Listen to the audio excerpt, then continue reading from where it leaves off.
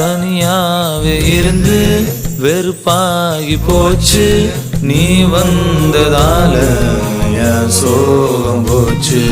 பெருமூச்சு விட்டே சூடான மூச்சு, வாசம் பட்டு ஜலதோஷம் ஆச்சு.